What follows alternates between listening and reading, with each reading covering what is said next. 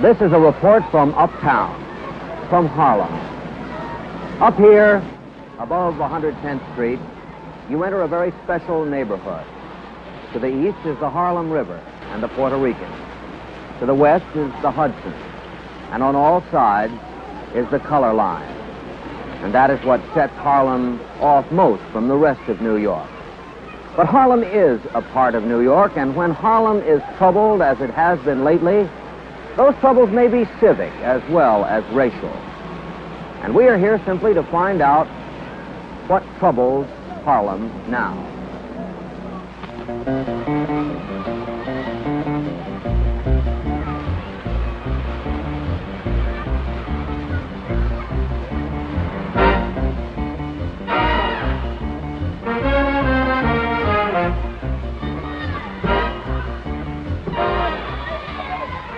It's easy to collect a crowd in Harlem.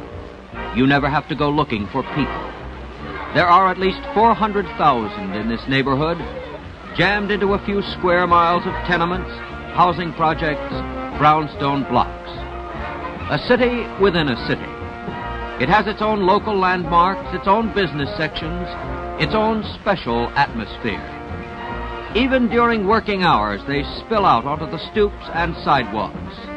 With time on their hands, Harlem's working people are caught in the summer doldrums, last summer's doldrums. For up here, they are still waiting for the recession to end.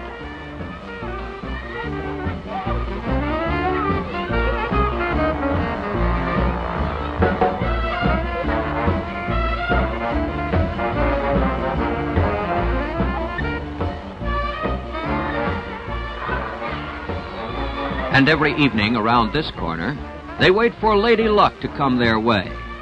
This is the numbers block, where the crowd turns out even in the rain to get the word on the night number, the second payoff of the day, at odds of 600 to 1, on a dollar, a quarter, or even a dime. For the numbers are the uptown version of the racetrack. And just a couple of blocks away at another corner, you can see the junkies taking up their vigil, waiting to buy the fix. Up here, you sometimes have to overlook vice and concentrate on violence.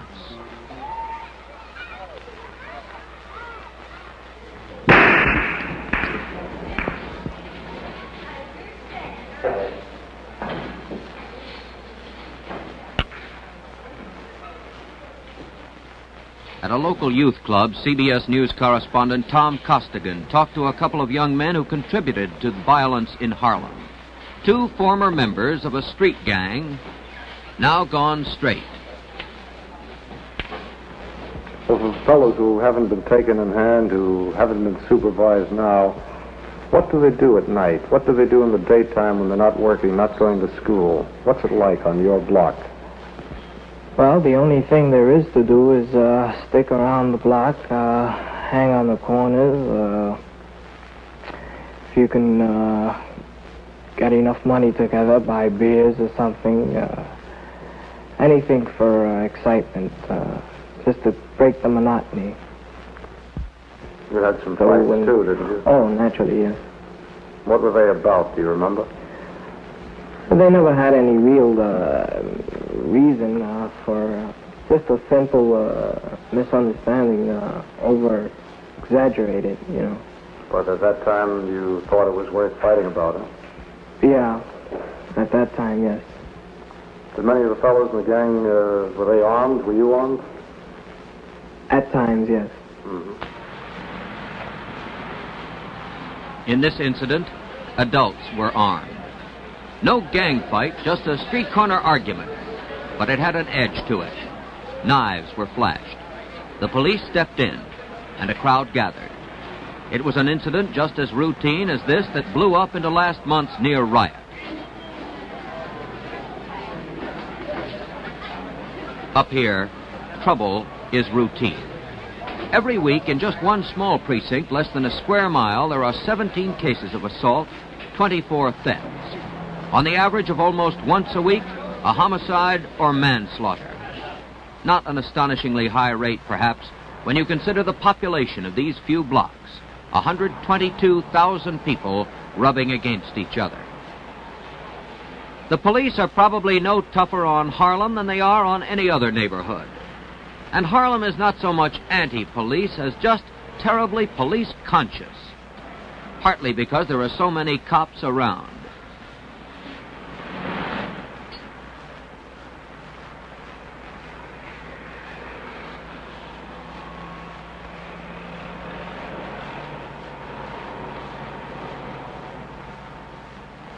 And 6 out of 7 of the police up here are white. Per city block, Harlem seems jammed with police. Per 1,000 population, it has just about the same number as New York in general. But Harlem, they tell you up here, is the only neighborhood in the city that's run by the police instead of by political officials. Anywhere else, they say, if you want something, you go to your district leader. Uptown, if you want something, you have to go to the cops. There are no political leaders, they say, with real influence in the city.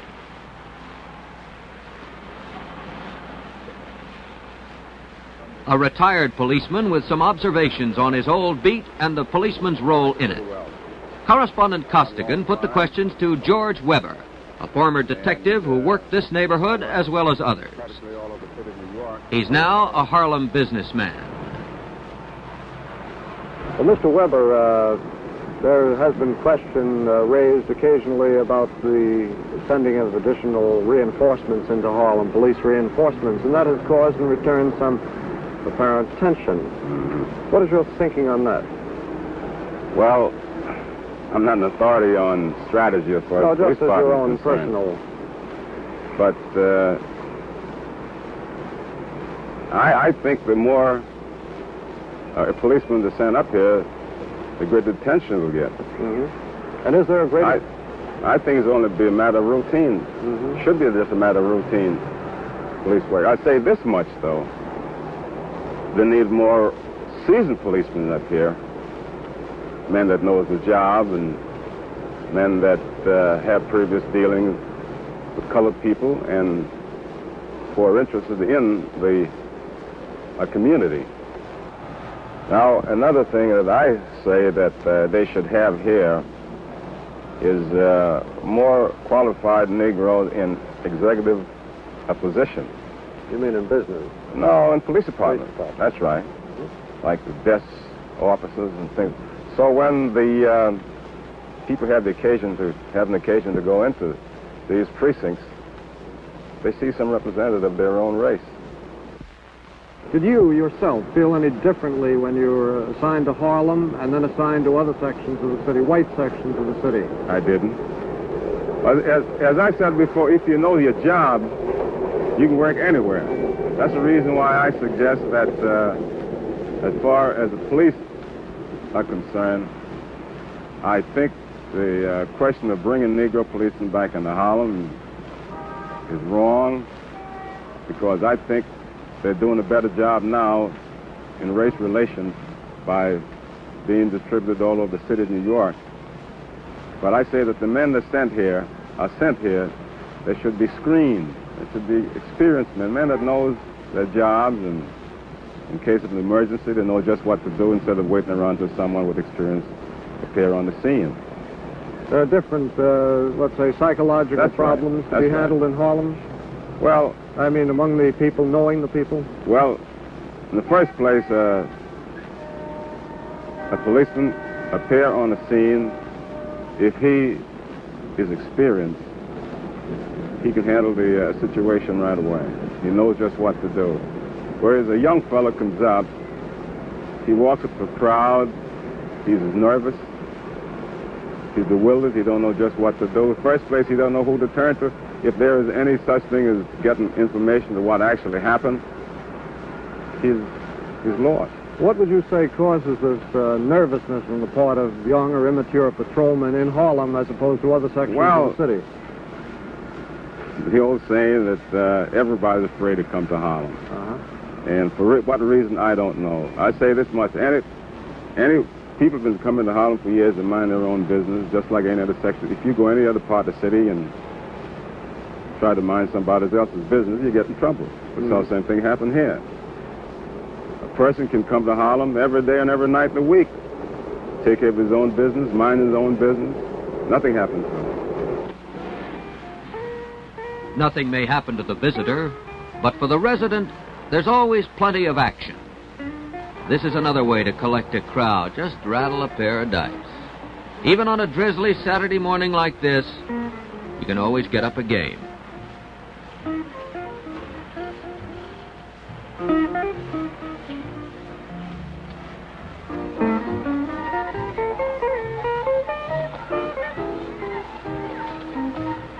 The name of this game is stickball, of course. The street curbs shape the ballpark and the ground rules.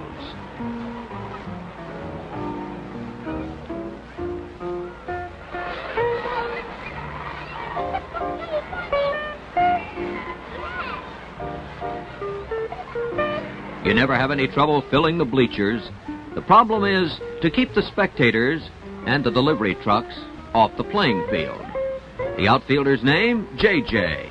He lives 5 walk-up flights above his outfield.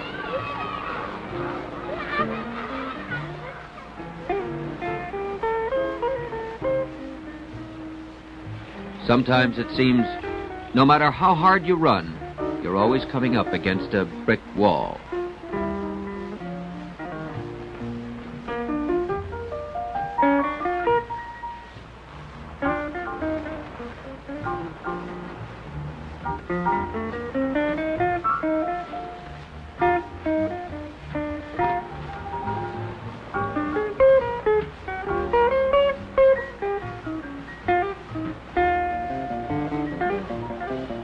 So you run in any direction that promises escape, even for just a few moments.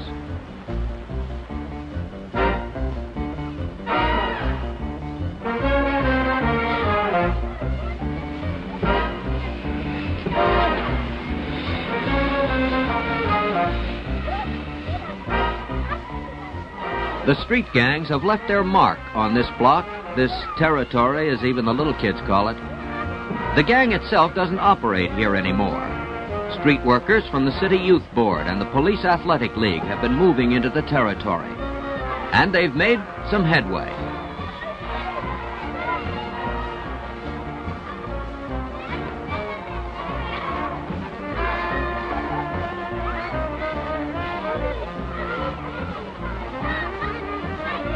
Entertainment is where you find it. And uptown, you most often find it in the streets. The crowded streets.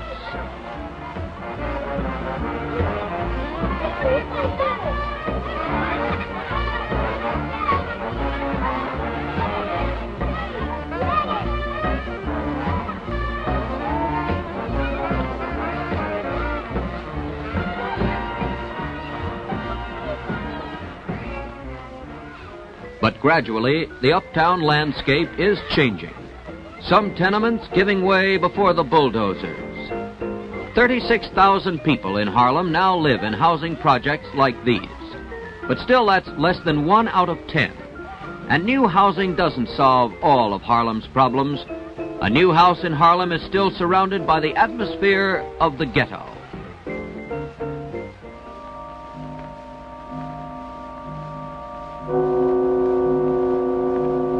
For 9/10 of the neighborhood, home is more like this.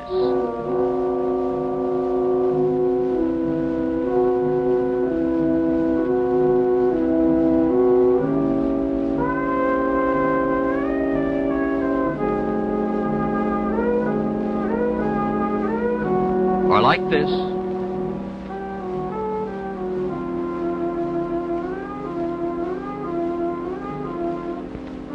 Or this.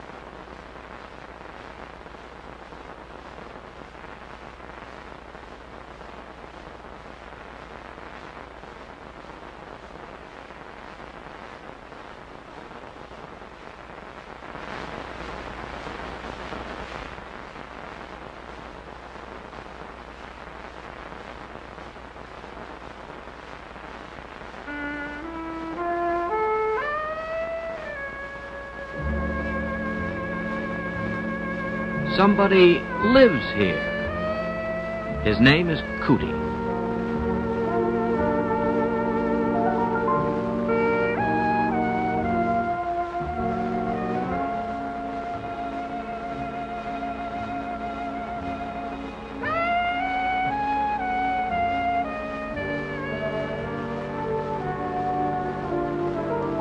Cootie has 4 brothers and sisters. They'll show you the scars where the rats have bitten them.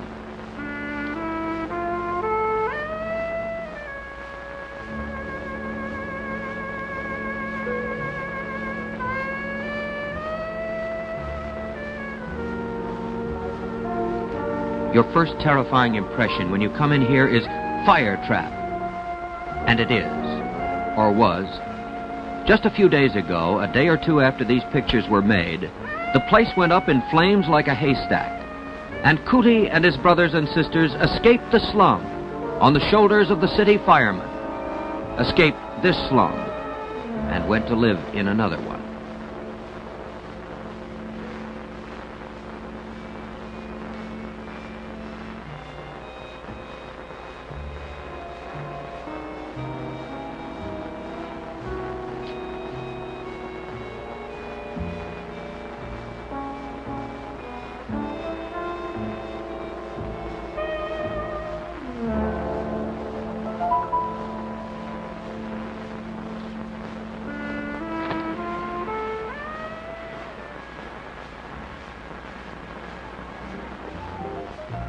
Not all of Harlem is slum or former slum. There are fine old apartments up on Sugar Hill, the Park Avenue of this neighborhood. And way over west, there are fine new apartments.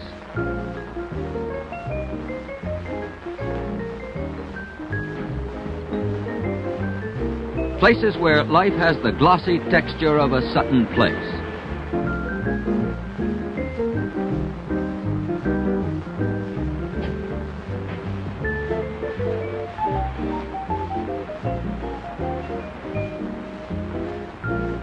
Once, most of Harlem looked like this. Strivers' Row, goal of the ambitious middle class. But they feel threatened, for the slum blight is spreading. This is Harold Jackman, tenant in one of the newer apartments.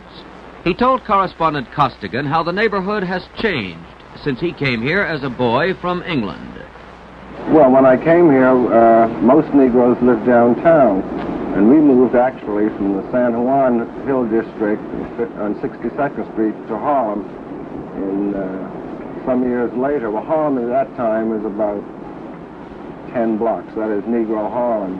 It was more or less a compact area, and it wasn't, although at that time we were restricted, one didn't have quite the hemmed-in feeling that one has today, that the majority of people have today. Well, after World War I, or during World War I, there was an influx of Negroes from the West Indies and the South in the same area. And houses opened gradually, but even so, there weren't enough houses to accommodate the people. And the landlords were simply interested in getting their rents and not doing much about keeping their houses up. Well, it's spread out quite a bit since that time, of course, but is it still a ghetto? Well, to a great degree, it's still a ghetto. In spite of city housing and public housing, the city is still not meeting the needs of the people.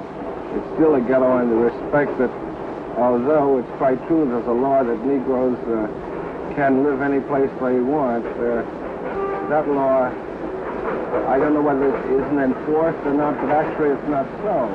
Well, in all of New York, of course, there's a housing situation. And we feel that more keenly because the Negro, for the most part, is on the lowest economic rung of the ladder. Among certain groups in recent months and recent years, there has been a Buy Black campaign indicating a Buy Negro movement. Is this a feeling among all Negroes? I wouldn't say that, no. I think that buying black is... when you say buy black, actually, what do you mean? Well, that's what they've been using on the street corners, Buy Black, which means Buy Negro. Well, I think that I would interpret that as to Negroes will go places where they know that sales clerks are Negroes, where they are buying products from Negro salesmen. But I wouldn't call that buying black. We resent very much if they are Negroes who are selling products. If these products are sold in Negro neighborhoods, and if the white merchants don't patronize the Negro salesmen, we resent that greatly. I suppose you know about this, the liquor deal that's on now, the liquor salesmen protest. Yes. The fact that enough of them are not getting orders from the liquor dealers in Harlem. Well, Mr. Jackman, the criticism has been raised that this, in effect, is the same kind of discrimination that the Negroes were fighting in the past, to discriminate against the whites in favor of Negroes. What is your reaction to that, sir? Oh, I don't think it's quite the same thing. We just want our part. We want a certain part in this thing. It isn't the same thing. I mean, it seems to me that discrimination against blacks is a 100% thing. No, I don't see it that way at all. What about politically? There have been campaigns which have been put forth in the past, political campaigns in New York City, which have appealed in Harlem, let's say, and other sections that are predominantly Negro, have appealed to a Negro voter to vote as a bloc. Yes, that's true, and I'm all in favor of that, because heretofore the whites have been playing one Negro against the other, and Negroes have realized that if we years ago we felt if we backed one Negro, no matter what his political affiliations, if we got him in, we will be making some headway.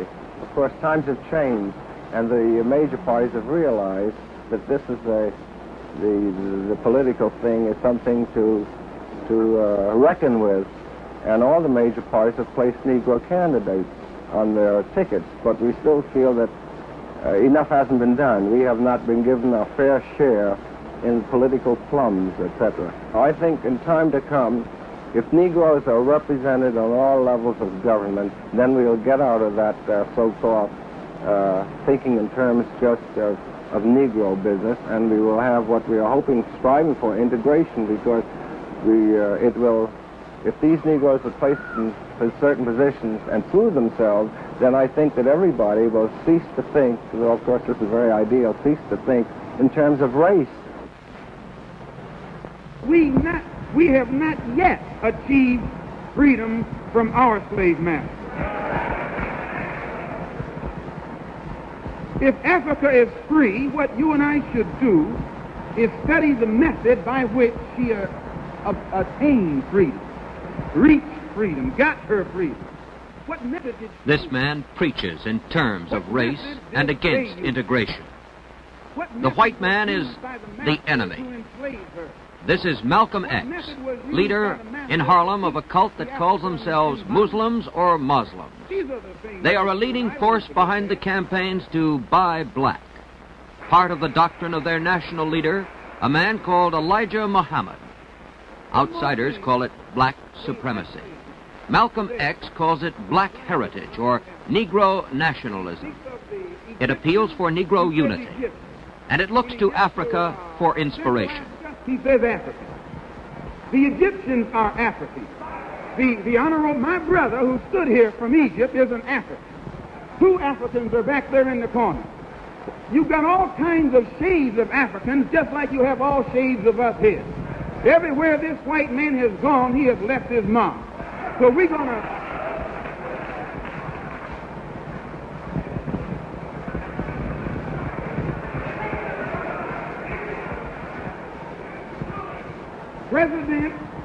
President Nasser in Egypt, or of the United Arab Republic, is just as much an African as an African in the Belgian Congo.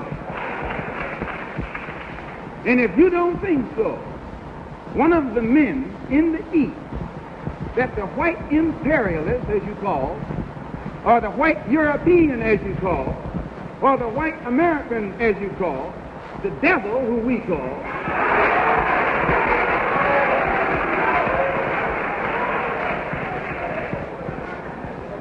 The greatest, one of his worst enemies and most feared opponent in the East today is President Jamal Nasser. The man in America whom the slave master fears but respects more so than any black man in the West is the Honorable Elijah Muhammad.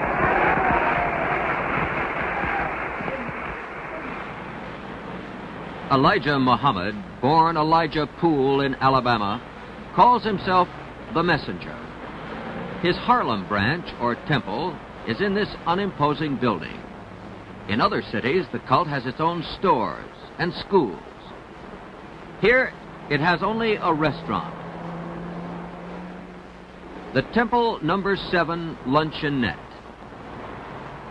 which doubles as operational headquarters. Periodically, the faithful are summoned to rallies. In between, every evening, there are street corner harangues. For the latest rally, at least 5,000 turned up. The messenger, who works out of Chicago, failed to show up.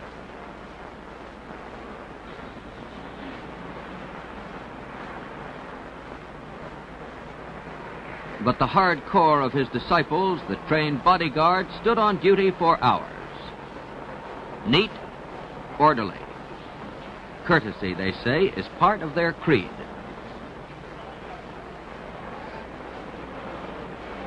Just how many converts they've made in Harlem, this is hard to say. Perhaps 1,000, possibly 5,000 or 10,000. By many people in Harlem, their influence is discounted. By others, it is deplored. But the message is being circulated. A strong tonic being offered as a cure for Harlem's troubles. The troubles we've already examined, and some others which we'll look into in just a moment, when we resume with part 2 of Harlem, a self-portrait.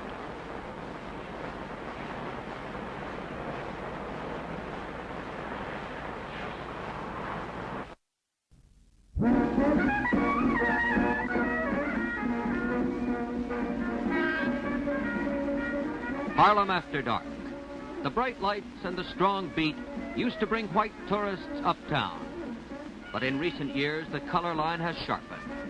And Harlem at night is an almost all-Negro town. In the local night spots, you seldom see a white face anymore.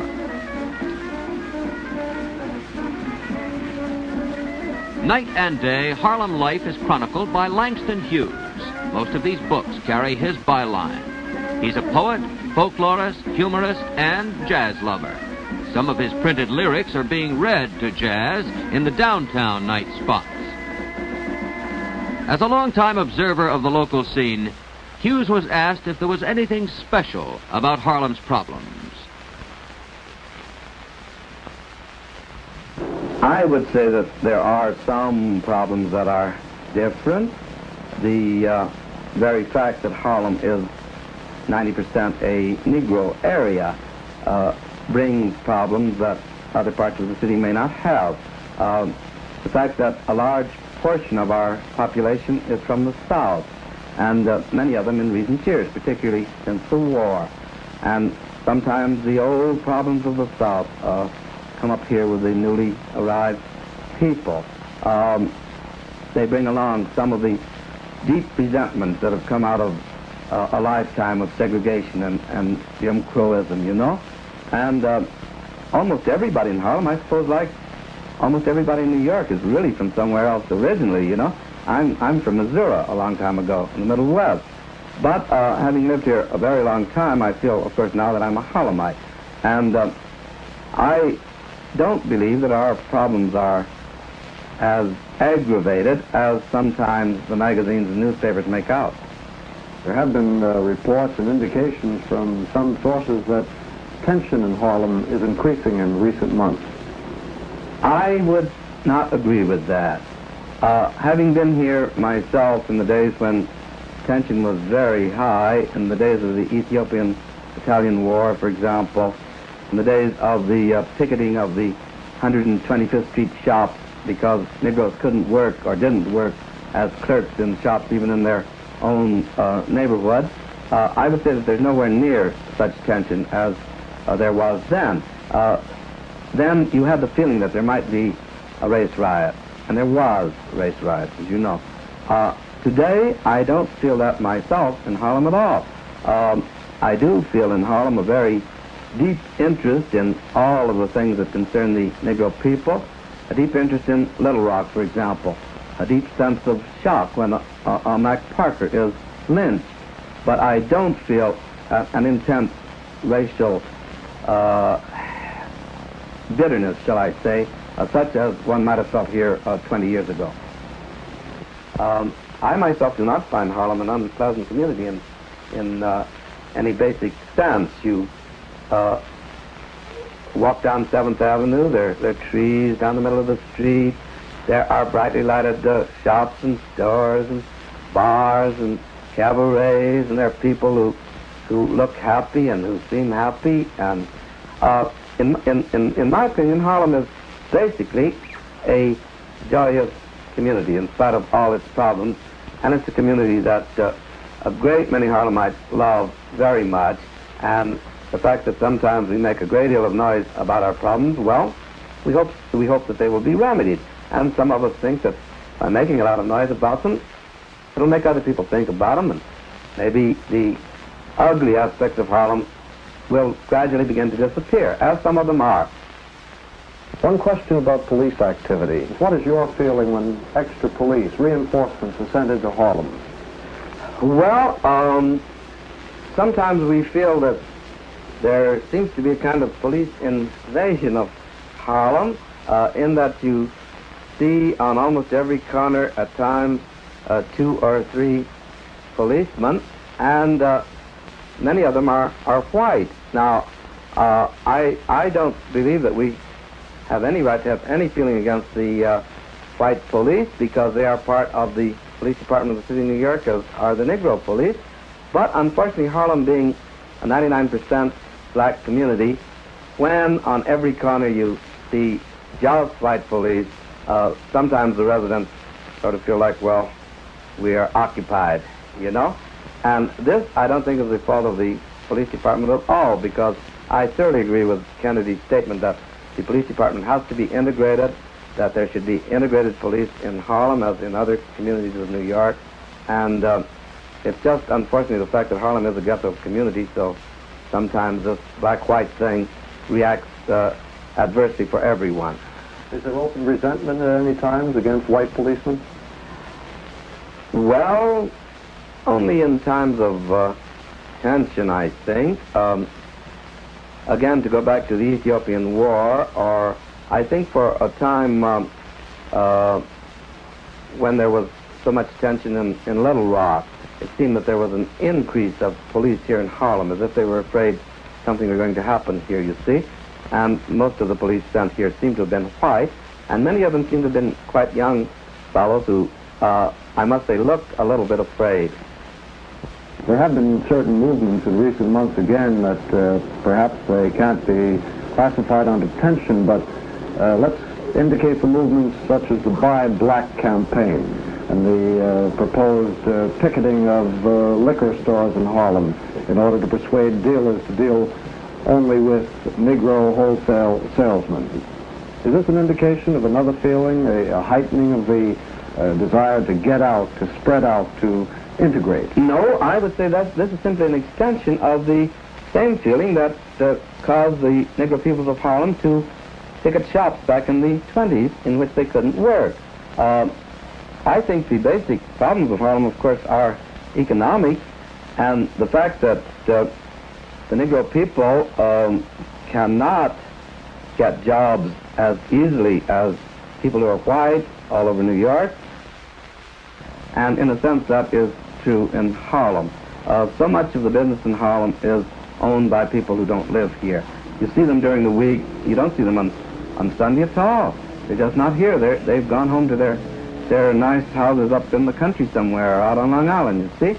The same thing is true of the housing situation. Much of the housing in Harlem is not owned by Harlemites at all. Where it is, you usually find the house well kept when it's a privately owned house. But much of the housing is owned by absentee landlords or by banks or mortgage associations, and they just simply take the rent, let the house run down, and enjoy the fruits of the income in other communities, very little of the money coming back to Harlem. And so, of course, Harlem's feeling is that what we spend here in Harlem, why can we not also profit by some of that money coming back to us? Since there are so many white owners of businesses and apartment houses, tenement houses in Harlem, why is it that more Negroes have not gotten into the field? Well, there are many reasons, of course, beginning with the fact that when the Negroes were freed from slavery, they were freed with nothing. So it's taken them a considerable little while to work up to any people with large sums of money to purchase houses or start businesses or own real estate. But when one does acquire enough money to perhaps go into business, if you are colored, you run into many problems that other people don't run into. For example, here in Harlem, for a long time, it was almost impossible for a Negro to rent ground floor space on 125th Street. All of the shops, from river to river on 125th Street, owned by whites, run by whites, managed by whites. Then, if a Negro were able to rent space, always the problems of loans. They're not as easy for us to get as other people. Loans to start your business, to get your stock. And then the problems of insurance. It's incredible how many insurance problems there are for Negroes and for Harlem. A great many types of insurance seemingly just cannot be gotten in Harlem if you're colored. The street signs say 125th Street.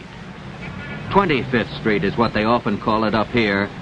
The world begins at 110. I would rather be a lamppost on 25th Street than a king in Alabama. Old Harlem saying. Still, a man isn't always free in his own backyard.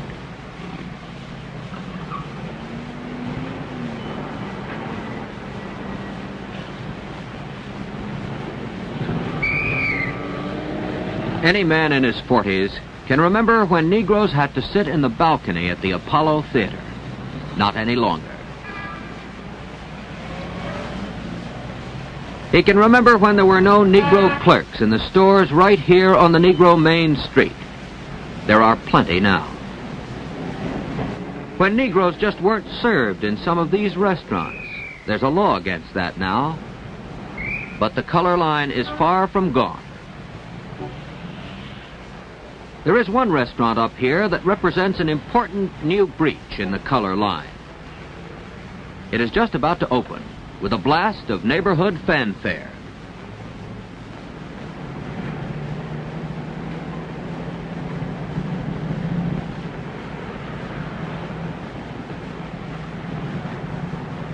CBS newsman Richard Gibson asked its owners what the excitement was all about.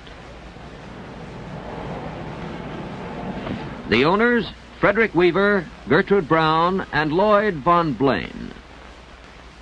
Mr. Blaine, how do you explain your success in getting a lease after so many Negroes failed?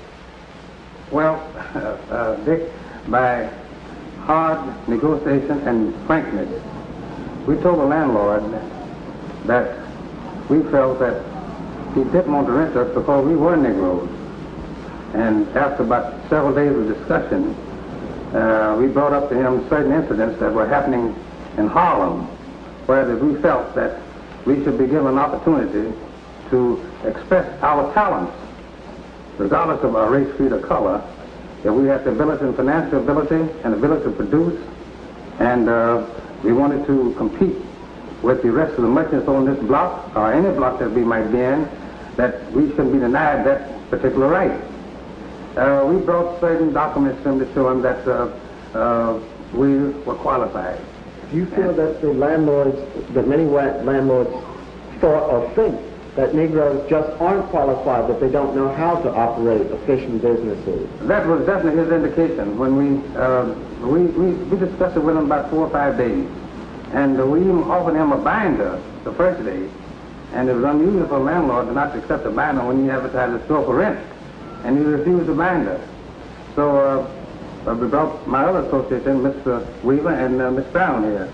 And what was your impression, Miss Brown? Well, that was certainly my impression, Vaughn, and I think, too, that we have sort of set a precedent on West 125th Street. And there are now 2 other vacant stores, and I'm sure, using the same kind of tactics we use, that they would be able to rent them. Is that right, Mr. Weaver? Well, I think that's about correct.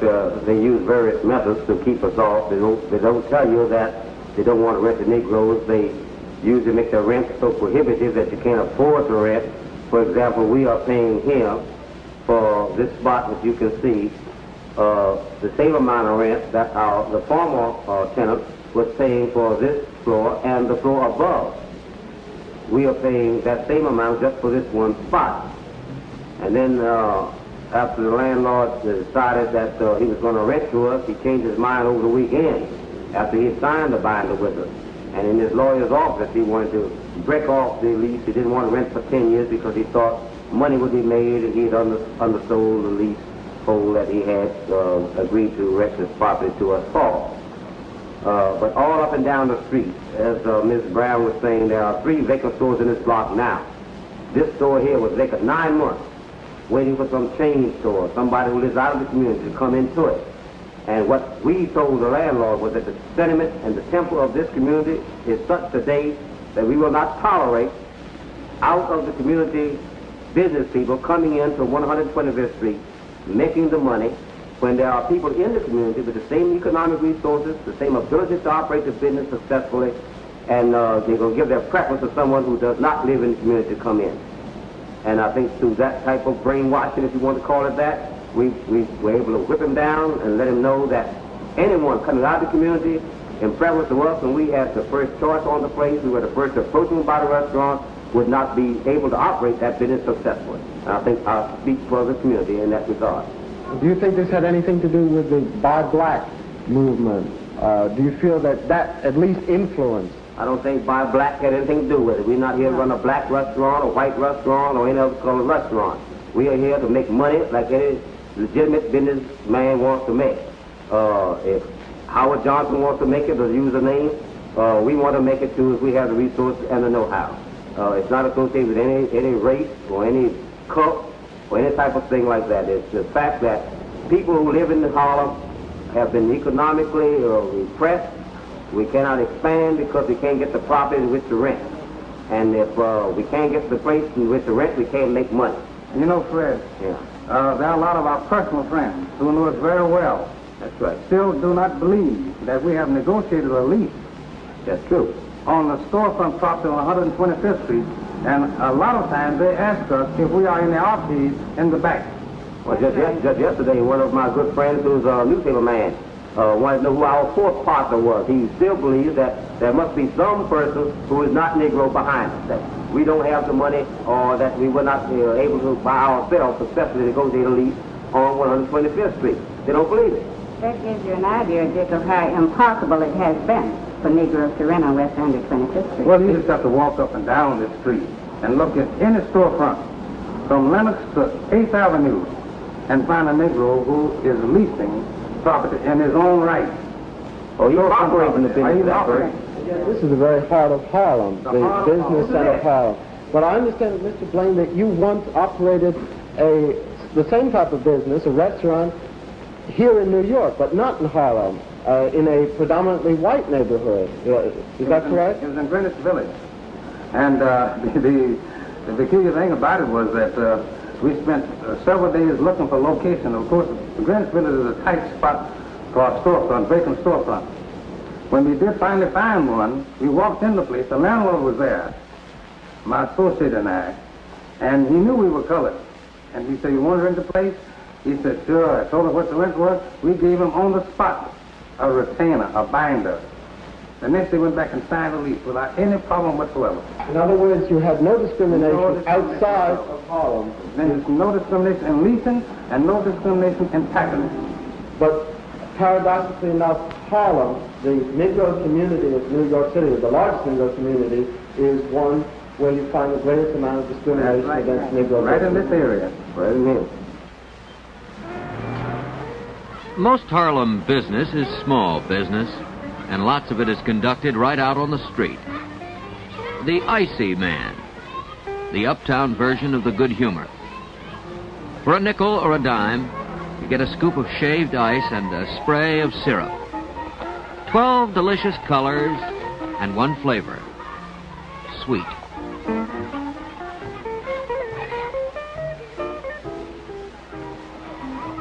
And then there's the Watermelon Man. Nowadays it's 60 cents for an armload.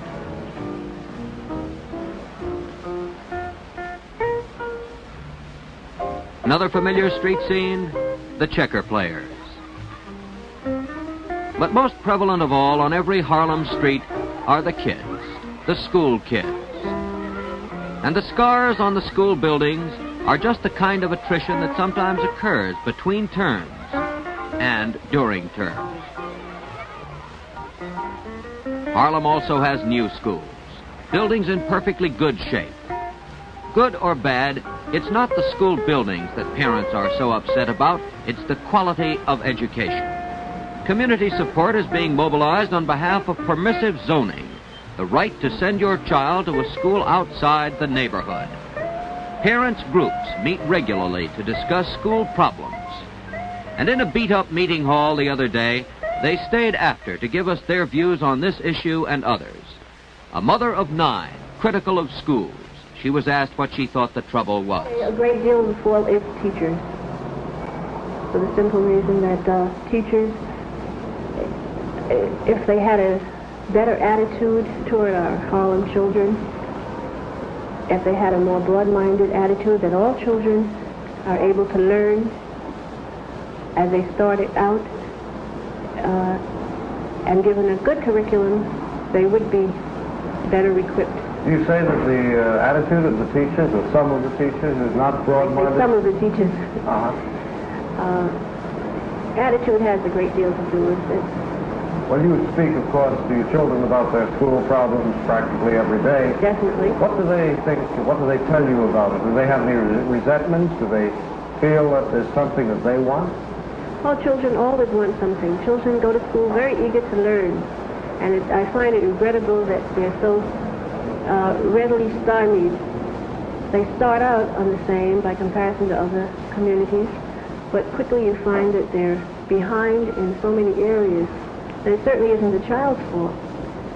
And knowing from my own children, we stress education. We want to see our children educated. We want to see them get ahead. And it's regrettable to find that I know of my own children who have the ability to learn have found it very difficult to bridge the ill in the school. Another parent and another question. Life in New York as a whole and the problem of discrimination. Well, it's very hard to say. I haven't been living in Harlem for about 4 years. Before I lived in Brooklyn. And then there are certain places that when we do go in different restaurants or different places that you're the last one that they wait on, and other people can come in and they wait on right then. And so, well, I guess we still find that as down south as well as we do here in New York. Does it make you angry? Well, at times it does. But a lot of times if you know that if you go in there it's trouble, it depends, you know. Sometimes we say, well, I am an American and I have a right to go into that place. So you go in, and sometimes you are treated as if you're not even there. And then there are some restaurants that I can say that are very patient for anyone that comes in. Well, I feel that while the school situation is about the most important, I feel that much could be done as far as housing in our area, overcrowding, much higher rents paid than other people, poor facilities. Then getting away from housing, I feel that our hospital situation is another area that much could be done. We have a new building that has been sitting there at 136th Street and Fifth Avenue for some 20 months, long overdue. And I imagine because of the political situation, perhaps that may have been a factor in the fact that it's just beginning to be open this week. There are other areas as far as economics. They say that we're economically low, culturally deprived, which is all a lot of nonsense, which they very well themselves know, those people that give the excuse. But we can't help but be economically deprived when the merchants come into the area and sell us inferior food, inferior clothing, and any other commodity you could possibly name at a much higher price than in other areas. Then you could go into politics. I think that perhaps if more political patronage were paid to the citizens of Harlem, who they very well depend greatly upon for votes, some of these ills could be corrected, because we would have our own interested people that come from the Harlem area, that live and that have been born more or less from the Harlem area, to personally look after some of these inadequacies.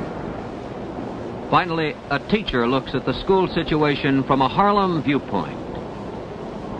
I look at it with mixed feelings. On one hand, I see a city such as New York, which has the finest pronouncements of education that you will find in the country. That goes for integration as well as ideals. On the other hand, I see in Harlem, in Marcigny, where I teach, in the Bedford-Stuyvesant areas, and in several other enclaves, standards which I would term educational anemia. I think that the quality of education in these schools are such that they're not preparing youth for the job that we have to do in the world tomorrow. I can cite my own example.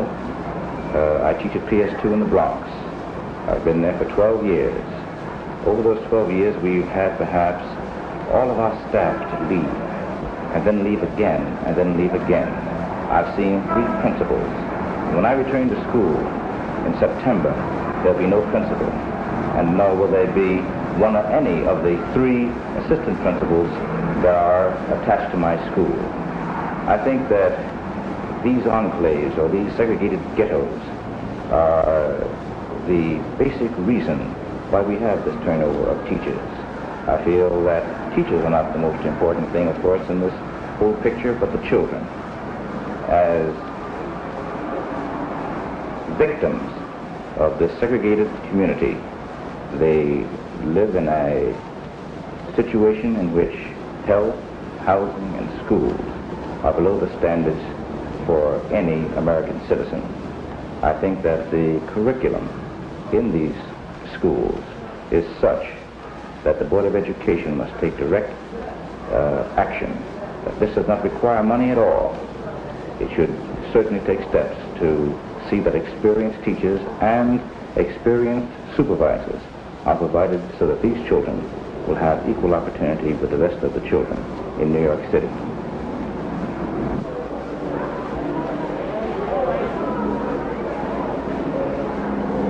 There is no typical Harlem house or Harlem street or Harlem's voice.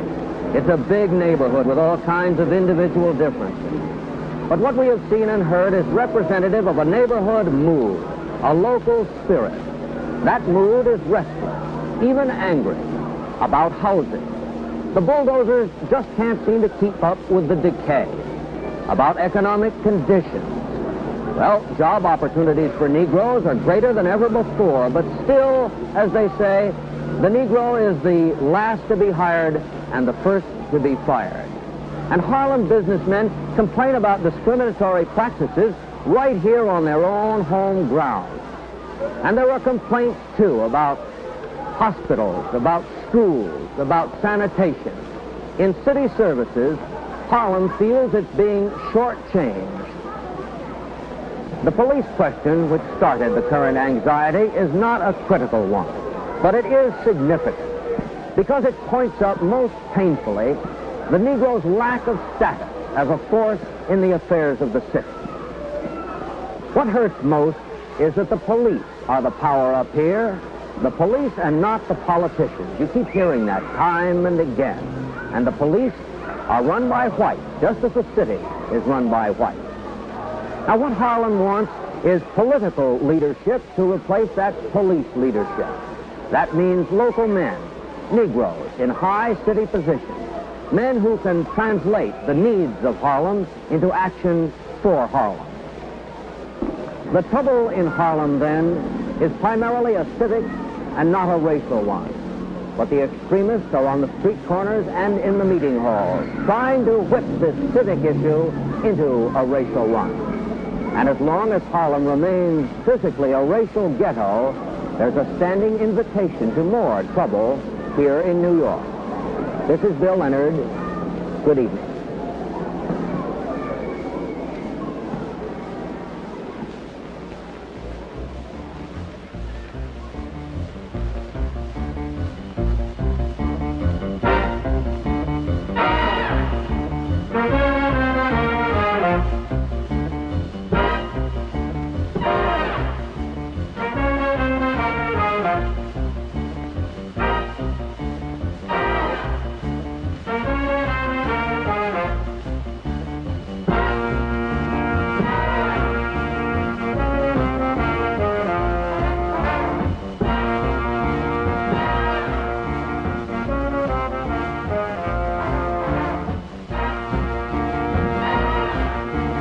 This has been a presentation of the WCBS-TV Public Affairs Department.